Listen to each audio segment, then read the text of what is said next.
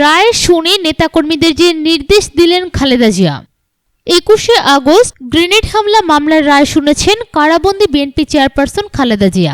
Bangabandhu Sheikh Mujib medical বিশ্ববিদ্যালয় হাসপাতালে চিকিৎসাধীন অবস্থায় বহুল আলোচিত এই হামলা মামলার রায় শুনেন তিনি। দলের ভারপ্রাপ্ত চেয়ারম্যান তারেক রহমান সহ ১৯ জনের যাবজ্জীবন এবং সাবেক স্বরাষ্ট্র প্রতিমন্ত্রী লুৎফুজ্জামান বাবর সহ ১৯ জনের মৃত্যুদণ্ডের খবর পেয়ে কিছুক্ষণ নিশ্চুপ ছিলেন খালেদা জিয়া। রায়ের প্রতিক্রিয়ায় দলের নেতাকর্মীদের ধৈর্য সহকারে পরিস্থিতি মোকাবেলার আহ্বান জানিয়েছেন তিনি। বিএনপি ও হাসপাতাল সূত্রে পাওয়া গেছে এসব তথ্য। বিএনপির একজন সিনিয়র নেতা জানান, বিএনপি চেয়ারপারসন খালেদা জিয়া তার মামলার রায়ের মতোই ছেলে তারেক রহমান ও দলীয় নেতাদের মামলার রায়ের ঘটনায় দলকে কঠোর কর্মসূচি দেওয়া থেকে বিরত থাকার নির্দেশনা দিয়েছিলেন। সেই অনুসারে বড় কোনো কর্মসূচি দেয়নি দলটি।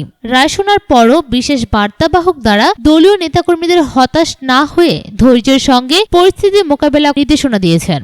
বিএসএমএমইউ সূত্রে জানা গেছে, কারাবন্দী খালেদা জিয়ার চিকিৎসার জন্য ভিআইপি ৬১২ নম্বরের যে কেবিনে ভর্তি আছেন টেলিভিশন নেই সেখানে, তাই রায় জানার সুযোগ নেই। তিনি চাইলে জেল কোড অনুযায়ী টেলিভিশন পাবেন, তবে সেখানে বাংলাদেশ টেলিভিশন ছাড়া অন্য কোনো চ্যানেল দেখতে পারবেন না। বিএসএমএমইউ পরিচালক ব্রিগেডিয়ার জেনারেল আব্দুল্লাহ আল হারুন বলেন, জেল কোড অনুযায়ী তিনি যেসব সুবিধা পাবেন তার সবকটি নিশ্চিত করা হয়েছে। তিনি চাইলে টেলিভিশন দেওয়া হবে, না চাওয়ায় এখন পর্যন্ত টেলিভিশন দেওয়া হয়নি।